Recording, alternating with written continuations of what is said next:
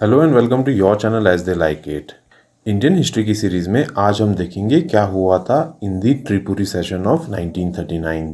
इसी के साथ हम जानेंगे क्यों हुआ था गांधी और बोस के बीच में आइडियोलॉजिकल डिफरेंस और क्यों सुभाष चंद्र बोस ने फॉरवर्ड ब्लॉक बनाया था। इससे पहले लेक्चर में हमने डिस्कस किया था Haripur session of the Indian national Congress, जिसमें हमने आपको बताया था कि कैसे बोस और गांधी के बीच में डिफरेंसेस काफ़ी एविडेंट हो गए थे। अगर वो वीडियो आपने अभी तक नहीं देखी है तो इट इज़ रिक्वेस्टेड कि आप एक बार उसको देख लें। 1938 कांग्रेस सेशन के प्रेसिडेंट थे सुभाष चंद्र बोस, जहां उनको यूनानिमसली इलेक्ट किया था as the president of the Congress. 1939 में सुभाष चंद्र बोस ने फिर से डिसाइड किया कि वो कांग्रेस के प्रेसिडेंशियल इलेक्शंस के लिए खड़े होंगे। सुभाष चंद्र बोस ने अपनी कैंडिडेसी जनवरी 1939 को अनाउंस की, जिसमें उन्होंने कहा कि उनकी कैंडिडेसी रिप्रेजेंट करती है new ideas, ideologies, problems and programmes. उन्होंने ये भी कहा कि प्रेसिडेंशियल इलेक्शंस फाइट किए जाने चाहिए on the basis of specific problems and programmes.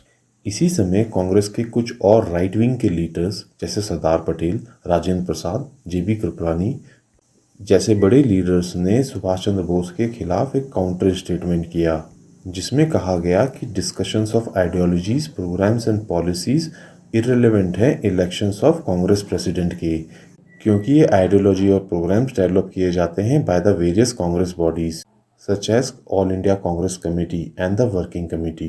1939 के इलेक्शन में गांधी जी के कैंडिडेट थे पिताभी सीतारमैया।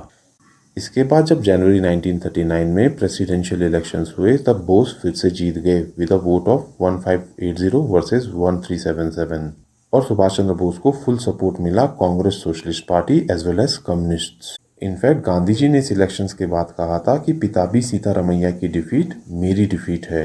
आइए अब जानते हैं क्या हुआ था त्रिपुरी कांग्रेस सेशन इन 1939 में।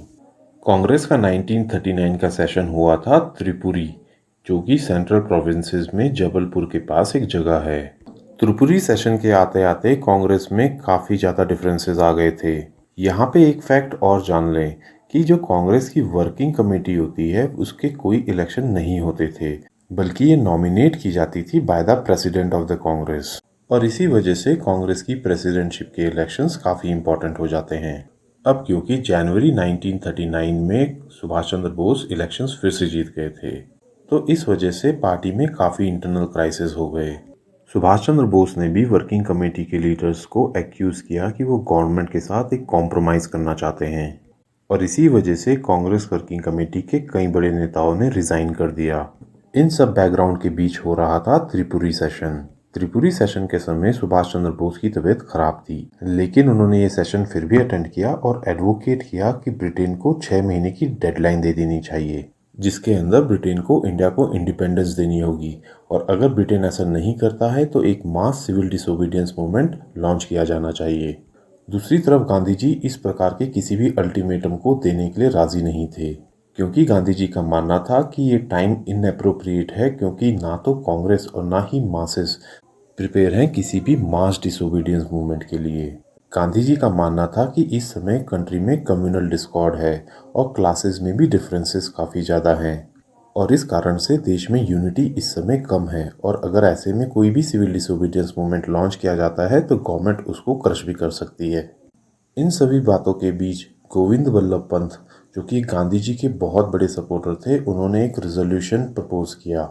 इस रेजोल्यूशन में गांधीनियन पॉलिसीज पर फेथ करने के लिए कहा गया था और सुभाष चंद्र बोस से कहा गया था कि वो नॉमिनेट करें वर्किंग कमेटी को अकॉर्डिंग टू गांधी जीज विशेस। कहने का मतलब ये है कि प्रेसिडेंट करता था आज तक वर्किंग कमेटी के मेंबर्स को nominate as per his own wishes, लेकिन यहाँ पर सुभाष चंद्र बोस को कहा गया कि आप प्रेसिडेंट तो बेशक बन गए हैं, लेकिन वर्किंग कमेटी के मेंबर्स आप गांधी जी की विशेस के हिसाब से रखिए।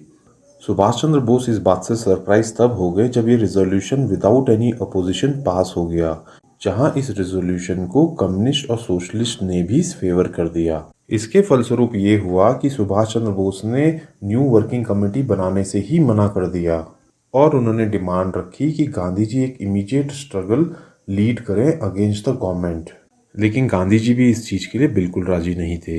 एक्चुअली सुभाष चंद्र बोस यहाँ पर अंडर एस्टिमेट कर गए क्योंकि जनवरी 1939 के प्रेसिडेंशियल इलेक्शंस में सोशलिस्ट और कम्युनिस्ट आइडियोलॉजी के लीडर्स ने उनको सपोर्ट किया था, लेकिन अब उनको कोई भी सपोर्ट नहीं मिल पा रहा था। ऐसा इसलिए था कि मेजॉरिटी ऑफ सोशलिस्ट और कम्युनिस्ट अब कांग्रेस का स्प्लिट नहीं चाहते थे और उन्होंने डिसाइड किया था कि वो एक यूनिफाइड कांग्रेस चाहते हैं under the leadership of Gandhi. Ultimately Subhash Chandra Bose के पास कोई चॉइस नहीं रहेगी but to resign. In April 1939 में सुभाष चंद्र बोस ने रिजाइन कर दिया as president of the Congress. इसके बाद Rajendra Prasad ji president of the Congress elect किए गए। मई 1939 में सुभाष चंद्र बोस ने अपने सपोर्टर्स के साथ मिलकर इस्टेब्लिश किया फॉरवर्ड ब्लॉक, जो कि एक नई पॉलिटिकल पार्टी थी विद इन दी कांग्रेस। जुलाई 1939 को उन्होंने कांग्रेस के एक रेजोल्यूशन के खिलाफ ऑल इंडिया प्रोटेस्ट की मांग रखी, जिसके बाद कांग्रेस की वर्किंग कमेटी ने उनको बंगाल प्रोविंशियल कांग्रेस कमेटी के प्रेसिडेंट से भी हटा दिया और साथ ही साथ उनको बार कर दिया गया from holding any Congress office for 3 years. तो दोस्तों ये थे हमारी कवरेज रिगार्डिंग बोस और गांधी जी के डिफरेंसेस।